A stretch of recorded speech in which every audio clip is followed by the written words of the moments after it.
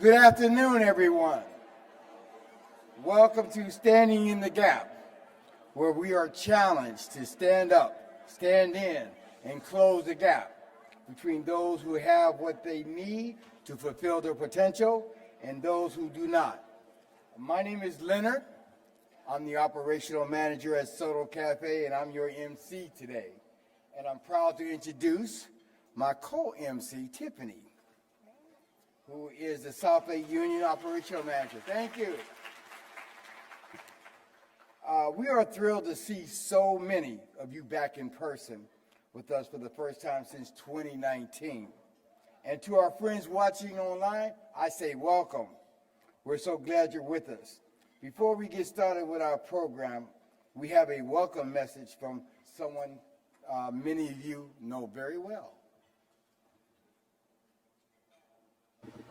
Hi everyone, my name is Killian.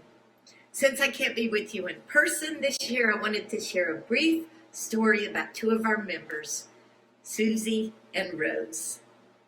Susie lived in literal darkness. A few moments after she was born, a mistake was made in the delivery room and she lost her sight. She also experienced the darkness of isolation and loneliness that accompanies addiction until she met Rose. Rose accompanied Susie to Recovery Café for 14 years, taking 4 buses each visit. Rose was in Susie's recovery circle. Rose was in almost every class offered in the School for Recovery with Susie. Rose was in the yoga program with Susie. Rose even constructed 4-inch figurines out of wire so that Susie could feel with her fingers the different yoga positions. And Rose was with Susie just a few weeks ago when Susie died.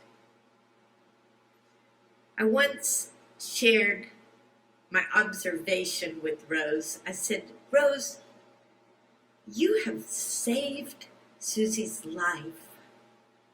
Rose shook her head and said, no, Susie has saved my life.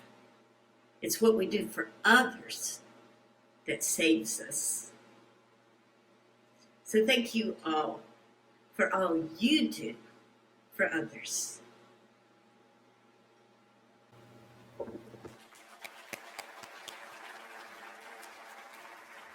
To start off our program, I'm excited to introduce Recovery Cafe's brand new choir, led by musician and teacher Rebecca Woodbury. Today, we get to hear their first public appearance.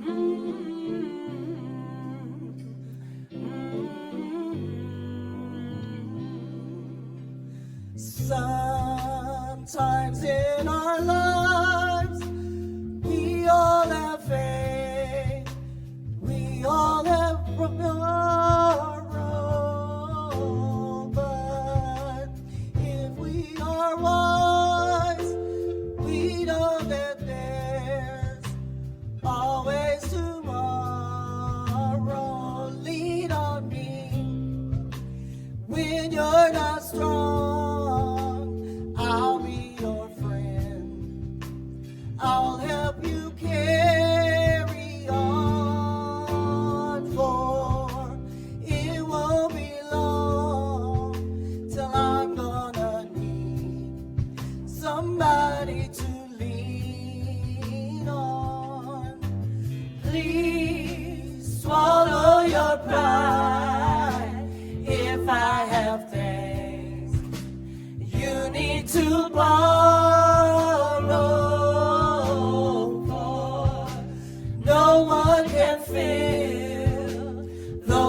of your needs, and that you won't let show.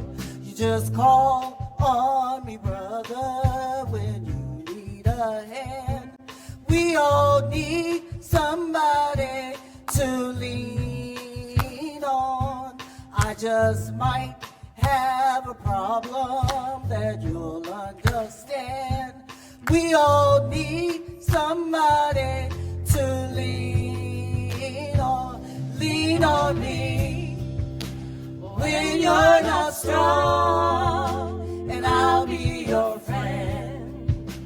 I'll help you carry on, for it won't be long till I'm gonna need somebody to lean on. Just call on me, brother, when you need a hand. We all need somebody to lean on. I just might have a problem that you'll understand. We all need somebody to lean on.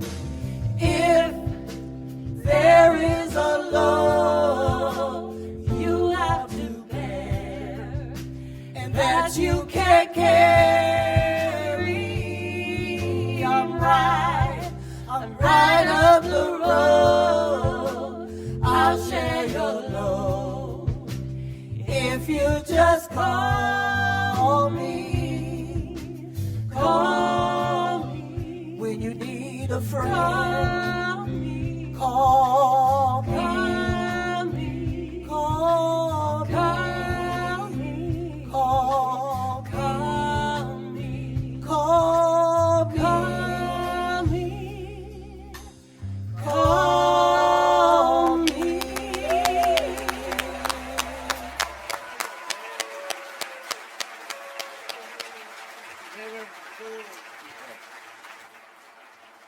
Thank you, choir. Thank you, everyone. That was a great, wonderful song. You know, every day at the cafe, as the song just said, we lean on each other. And some of the toughest times to get through are when we lose members of our community. Today, we would like to take a moment of silence to honor those we have lost. That also includes 17 Recovery Cafe members. In the silence, we also want to remember the 569 people who died last year in King County of overdose. Please join me in a moment of silence for everyone who we dearly miss today.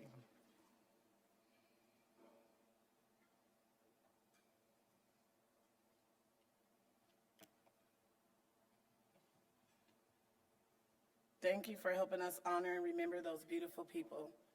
Today, even as we are coming back together, we still face many challenges. For so many of us, this year has been a time of transitions and finding our new normal. We are creating new ways of being together, and we are leaning on each other more than ever. At Recovery Cafe, we are fortunate to have a leader who has the dreamiest hair of any executive director. Wait, who makes up this stuff anyway, Leonard? Now, trust me, it was not me, okay? Take a wild guess. Now, we want to invite David Coffey, our executive director, to the stage.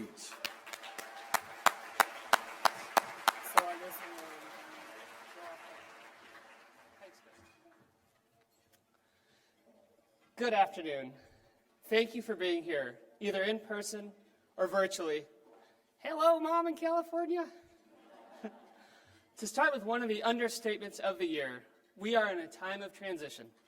So I appreciate everyone's willingness to come along with us as we adjust to a new, post-ish pandemic world. One of the greatest transitions in my life was when I first started at Recovery Cafe 17 years ago. We were located in a space about the size of this stage. On my first day, I spent the morning trying to understand all our fundraising strategies, our administrative strategies, and how the program worked. And that afternoon, it was time for my first recovery circle. However, a beloved member of the circle was not there. I'll call him Isaiah.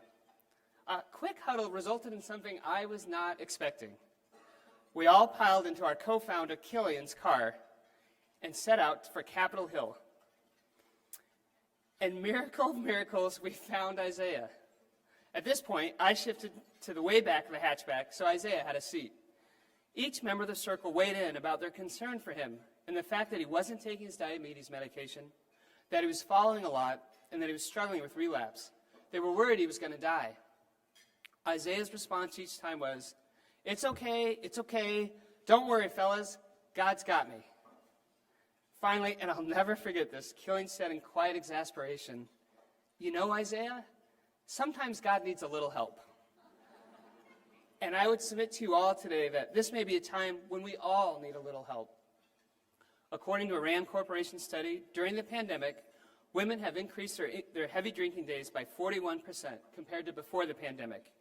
In my experience, it's usually the women who are holding everything together. The Seattle Times reported that for 2020, there were more deaths of despair than people who died of COVID. And a recent report from Harvard suggests that 36% of all Americans, including 61% of young adults and 51% of mothers with young children, feel serious loneliness. And throughout, it's important to note that for the last few years, that for people of color, they're more likely to get COVID, more likely to die of COVID, and more likely to be severely negatively impacted by our economic crisis. Novelist Shimanda Anuchi Adichie, in her incredible TED Talk, The Power of a Single Story, which I recommend to all of you, highlights the power of stories and who tells them. She says, power is not the ability to tell the story of another person, but to make it the definitive story of that person. She quotes the Palestinian poet Marie Begete, who writes, if you want to dispose of people, tell their story and start with secondly. Start with the story of the arrows of the Native Americans and not the rival of the British, and you have an entirely different story. Start with the story of the failure of the African states and not the colonial creation of the African state, and you have an entirely different story. I would add, if you want to tell the story of homelessness in Seattle, start with drug use and mental illness, rather than starting with the fact that a recent National Low-Income Housing Coalition report found that a minimum wage worker in Washington needs to work 72 hours a week to afford a one-bedroom apartment in Seattle. Start the story with the trash that encampments create and not the suffering of those living outside in violent, chaotic, and desperate situations every day, and you have an entirely different story.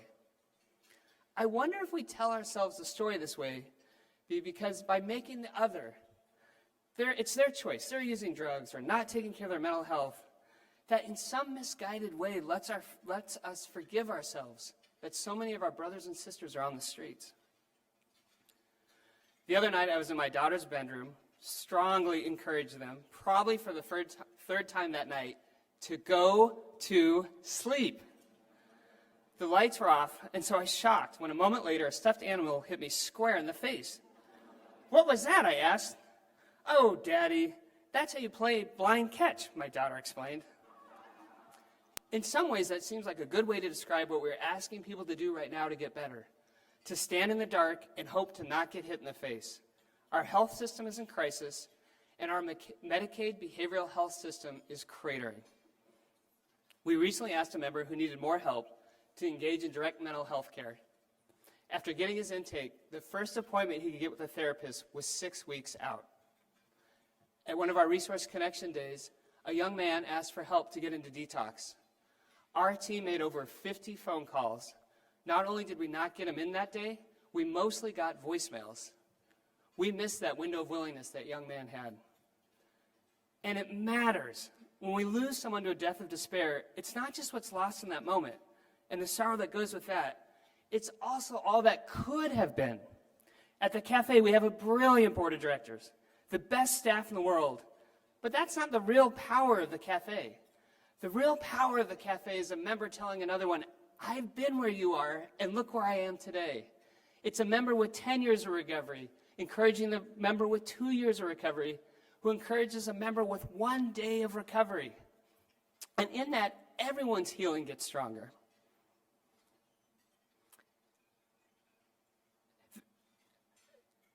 so we can't afford to keep losing people.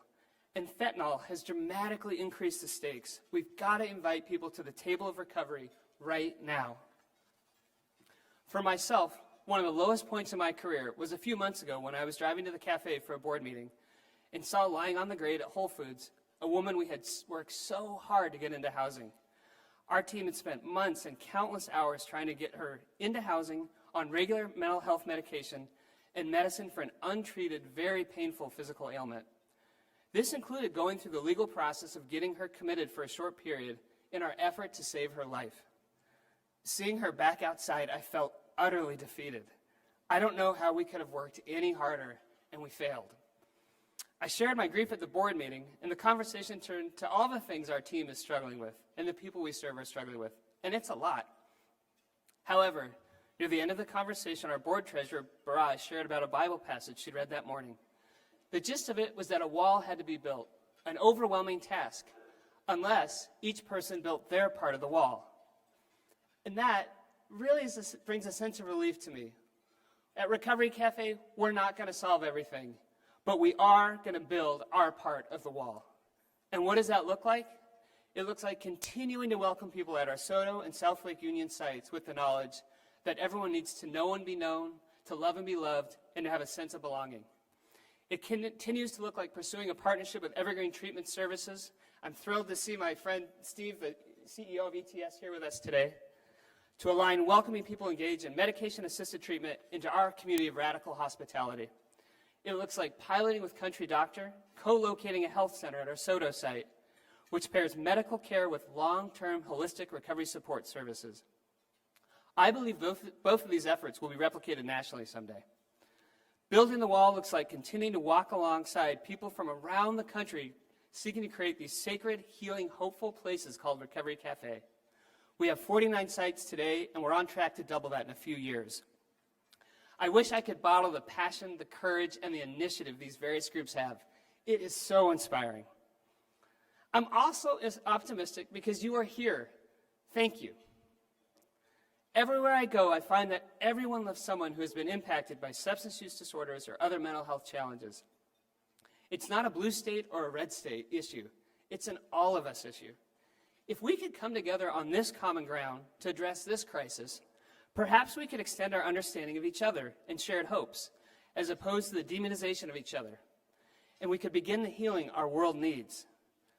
There's a song I've been thinking a lot about lately from the 1980s at the height of the Cold War. It's by Sting. It's called, "I Bet the Russians Love Their Children Too." That is the work for all of us today, to lead with love and to support and elect people who are willing to do that too. I humbly invite you to consider doing 3 things. 1, get involved in advocacy for our behavioral health system. The Washington Recovery Alliance is a good place to start. Their executive director is back here, Ellie Hernandez. And you will hear from one of the visionaries who helped us start that, Representative Lloyd Davis, in a few minutes. 2nd, I would ask you to consider intentionally creating and inviting more engagement for the people you're in touch with. No act of kindness is ever wasted. As I've said earlier, isolation and loneliness is killing us. It's the equivalent of smoking 15 cigarettes a day. And finally, and many of you here will recognize the words of my mentor, Killian No, I would encourage you to get involved, or even more involved, with some movement or organization seeking to improve the lives of the poor and marginalized, whether it's Recovery Cafe or something else. When you do that, not only do you create hope and healing in that space, but you touch all the hope and healing that's going on in the world. In closing, it's my honor to introduce our next speaker, and I'm going to do that by telling a story. We were having a resource connection day, and a young man who came was not doing well. Clearly, he hadn't showered in a while, his clothes were disheveled, and the 3rd time someone asked him to wear his mask inside was too much. He told everyone to jump in the lake, smashed out the front door, and there was a bucket holding up some of the fencing for our Resource Connection Day, and he kicked it as hard as he could. What he didn't know was that was full of cement, and he hurt his foot. I mean, he couldn't walk anymore. He crawled over to the sidewalk and was sobbing.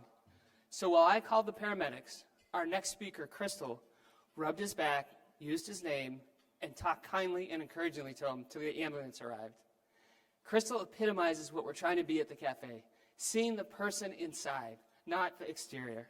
So without further ado, Crystal.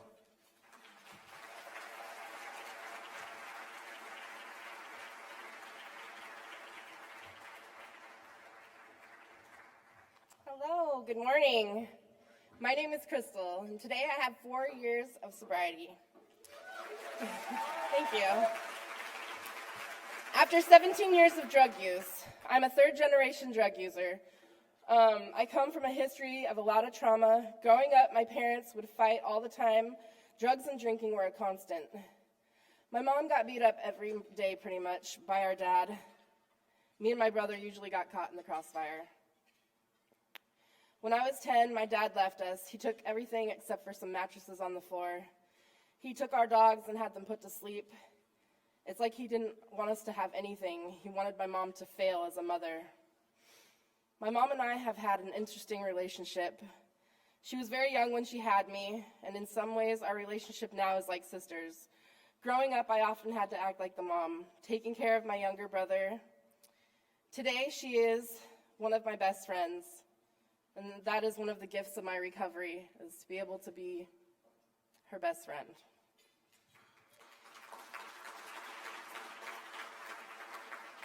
I stopped using drugs 4 years ago. My life was spiraling out of control.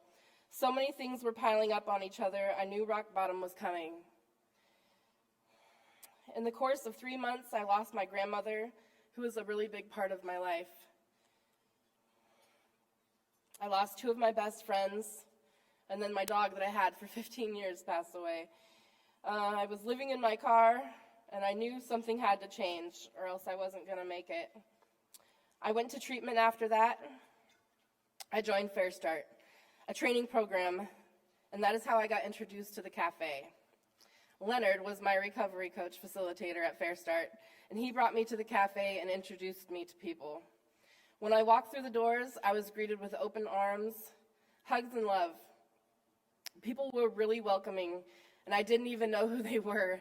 But as soon as I walked in the door, Tiffany and Terry were so happy to see me. It's like they had missed me.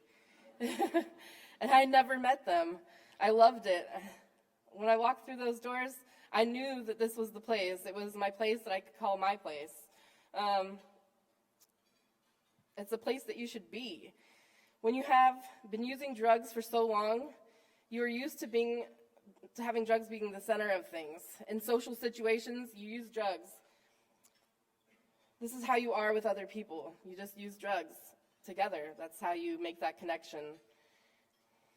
So when you stop using, you have to learn how to be social, how to find common things with other people without the drugs. And that's really hard to find, and it's uncomfortable. But the Café made it comfortable. It made being social fun, and I felt like part of the gang there. When you're at other places, you don't always feel like you can be accepted as your true self, but I don't feel that way at the Café. I know that people are happy to see me there. That is so important to find in your recovery, your place, your people. The Café is more than a place to be. It's also a place that can pull you through the hardest of times. My friend Grace and I went to treatment together. We did Fair Start together, and we were in the same recovery circle with Leonard. And we graduated Fair Start together. Shortly after I started working at the Café, Grace died from an overdose. During that time, though, I felt really supported by my co-workers, Tiffany and Leonard and Terry. It was really hard to go through that. Sometimes we don't always get the chance to get clean twice. We don't always think about that. We just think it's going to be just one more time, or I'll get clean tomorrow, but sometimes tomorrow doesn't come. That's why places like Recovery Café are so important to people who are trying to hold on to their sobriety.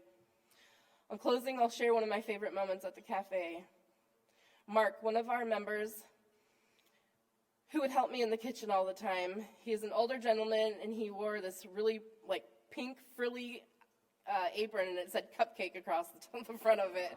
And he would wear it everywhere, back and forth, out in front, because we had this building that was being built out front. He would wear it out there talking to the construction workers. He hadn't been into the Café in a while, not since COVID, and my grandmother just recently passed away, And so I was just having a moment in the kitchen, and I was, had tears in my eyes. I was crying. And as soon as I turned around, he was standing there like he was just some sort of stud in the doorway. And he came over and just gave me the biggest hug. And it was just like one of those moments that just really help heal your heart. I just want to thank you for being here for the cafe and for listening. And now I'm going to welcome you to the world premiere of Recovery Cafe's Standing in the Gap 2022 movie.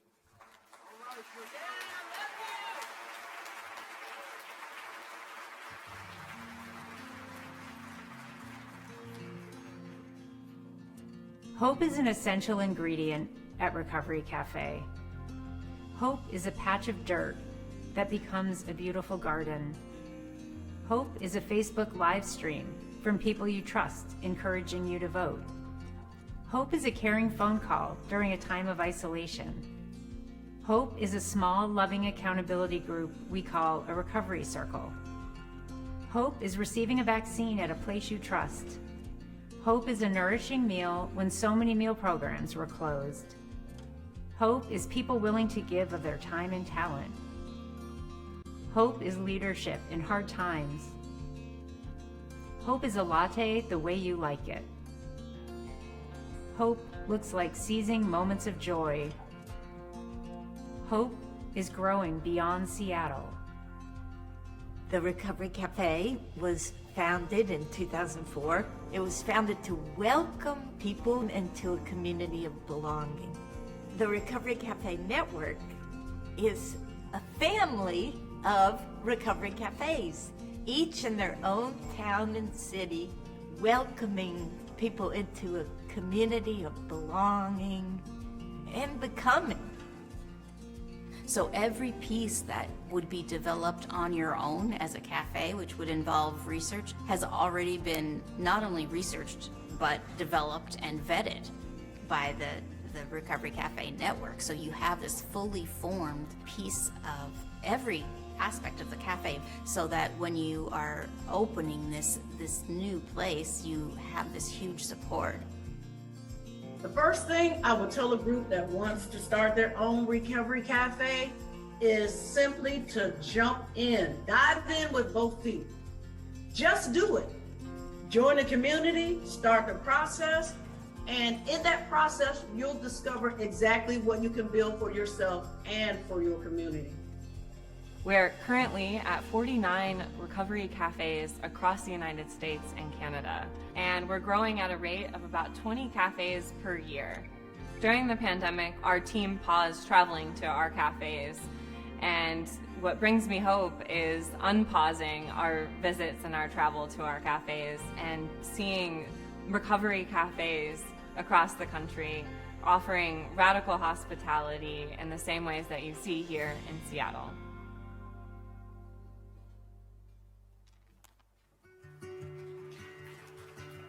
My name is Deborah, and I'm a longtime volunteer. About 17 years ago, my son stopped in at 2nd and Bell, the very first location of Recovery Cafe.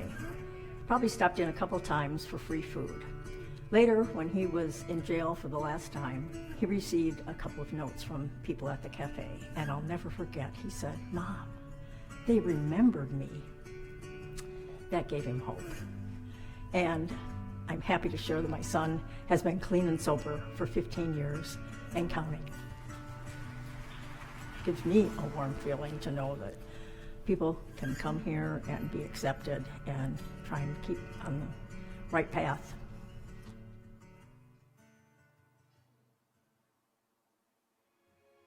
This is like a place no other that I've ever experienced in any other nonprofit, where people are able to come in and you truly feel the difference, you truly feel help. The leadership style and how we work together as a community is really that we come together and you are invited into this space where you can be all of who you are. So your gifts are accepted and welcomed and cultivated. And that's not only on the leadership level, but that's how the cafe works. Hope is knowing that you will have a chance to do it differently. Hope is about opportunity and change. What's bringing me hope? Oh man, I can say a number of things. The Recovery Cafe and this fair is part of it. I get to be around clean and sober people. I get to be active here amongst other places, and to be able to carry a message of hope to the next suffering person or somebody that's in need. Hope is looking forward to things to come. Hope is looking for a good future. Hope is being given a full cup when you are halfway full. I believe that hope is seeing the light at the end of the tunnel. Hope is believing in yourself when the odds are against you. Hope is forward moving when everything is telling you to give up. Hope is when you're engaging with someone and they tell you, I don't feel connected, no one will remember me. And you can with confidence say, we will remember you. We do remember you. You are part of us always. The ability to rely on evidence that you are loved and that it's going to be okay, that nothing stays the same. It always changes. Sometimes it gets worse, but sometimes it gets better. And we are here as part of that getting better. Because I will remember for you that there is joy in your life when you cannot remember for yourself. That's hope. When someone can rely on a memory, because that's something I can return to. They will be there when I get back. They're steadfast, however adrift I might feel.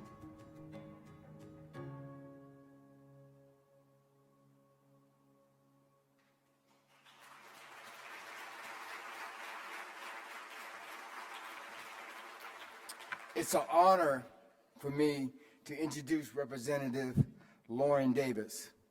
Lauren is a longtime champion for recovery. She helped found the Washington Recovery Alliance in 2014, serving as the organization's first executive director. Lauren now serves as a strategy director, and she is the state representative of Washington's 32nd District. Please, once again, help me welcome Lauren Davis.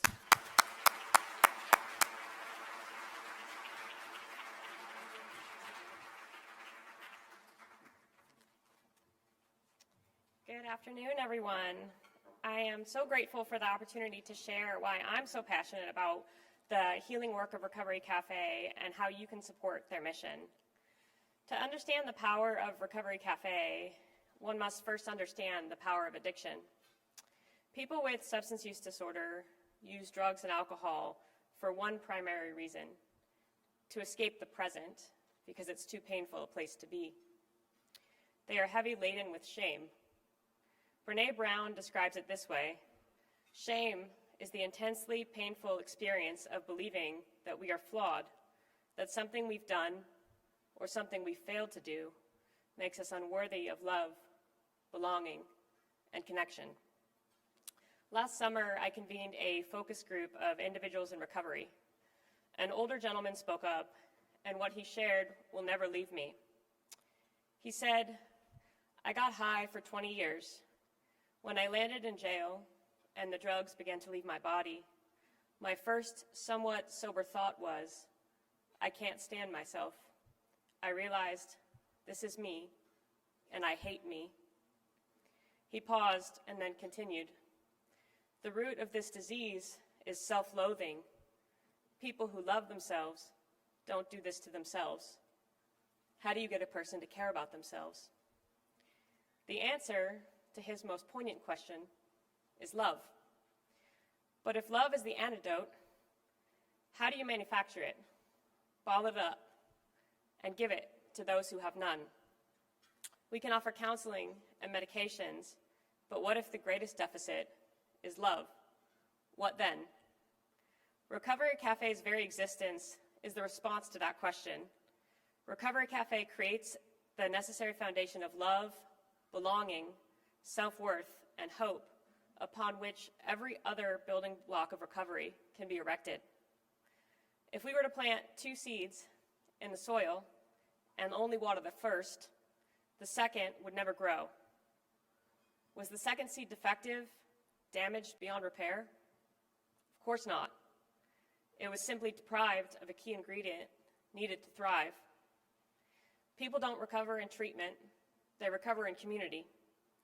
And no one can recover without love, belonging, and connection.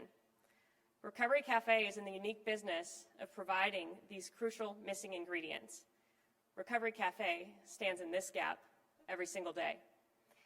I want to invite many of you to continue your wonderful tradition of investing in the cafe, and for the rest of you to consider giving today. I'm also thrilled to announce that through the kindness of 2 anonymous donors and the Ellison Foundation, we have a $200,000 matching gift. All gifts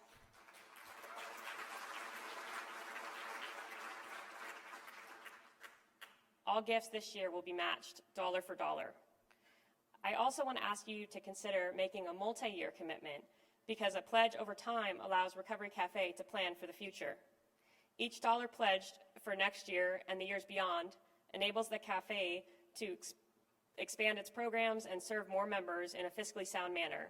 In essence, your planning makes it possible for Recovery Cafe to plan. Next, I want to talk to you about what a gift at each level could represent. As David shared, our world needs Recovery Cafe's elixir of love, compassion, resiliency, belonging, and life transformation now more than ever. And we can't do it without you. For those of you at home, please click on the link to your virtual pledge form in the chat. And for those of you here, your bridge builder has a pledge form for you. The first giving level is the gift of compassion. That's $1,000 a year for 3 years or 5 years. A gift of $1,000 provides supplies for 3 resource connection days. Born out of COVID and our desire to communicate to people living unhoused that they have not been abandoned, these events provide tangible items like food, survival gear, wound care, menstruation items, masks, and hygiene kits. In addition, we always have at least 6 other providers present each month, including behavioral health, cell phone access, vet care, housing, and vaccines. This past year, these enabled more than 950 resource referrals. The second level is the gift of transformation. That's a gift of $10,000 a year for 3 or 5 years. A gift at this level helps empower 50 members to address the many dimensions of recovery and mental health wellness. This includes access to new tools, knowledge, skills, and helpful ways of processing and transforming trauma through classes in the School for Recovery. At the third level is the gift of vision, and that is $25,000 a year for 3 years or 5 years.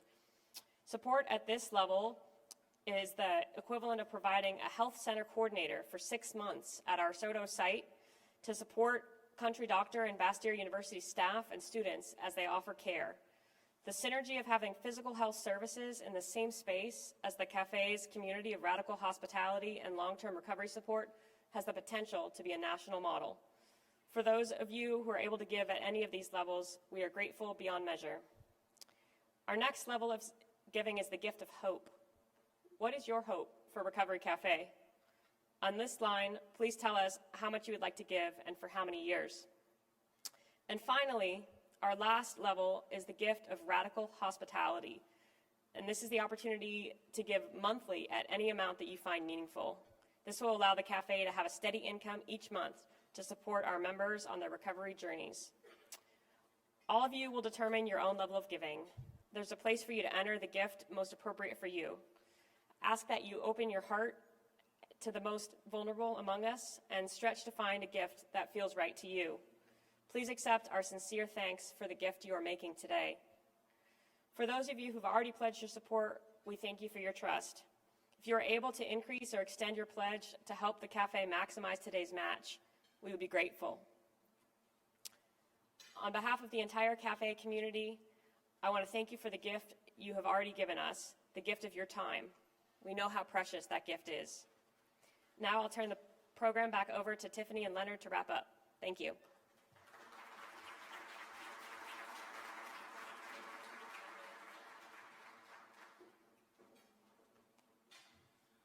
So you guys, let's give Lauren another hand. Thank you. You inspire us so much. We love you.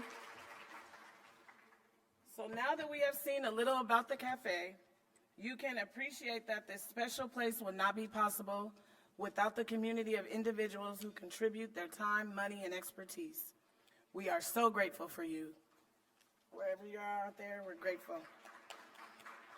We are also honored to have with us today our sponsors who have covered the entire cost of the event. Our premier sponsor, Lakeside Industries. Our visionary sponsors, Amazon, Freestone Capital, and Holland Partner Group. Our transformative sponsors, Biella Foundation, Wyman Youth Trust, Columbia Pacific Wealth Management, Coldstream Capital, Sisters of Providence. Our compassionate level sponsor, Salmon Bay Physical Therapy, Kaiser Permanente, and Agency Software.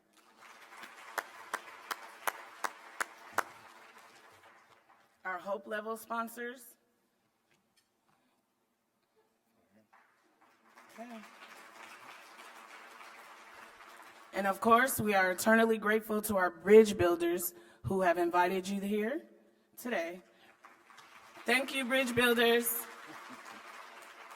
Bridge builders, as our thank you, please take the floral centerpiece home with you if you like. For tables with more than one bridge builder, your flowers are waiting for you in the lobby.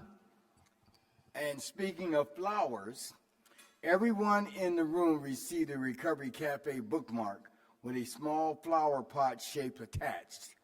This flower pot is a plant, and flowers will bloom from the seeds of hope we created here today. For everyone at home who didn't get a bookmark, we give you the gift of an easy commute.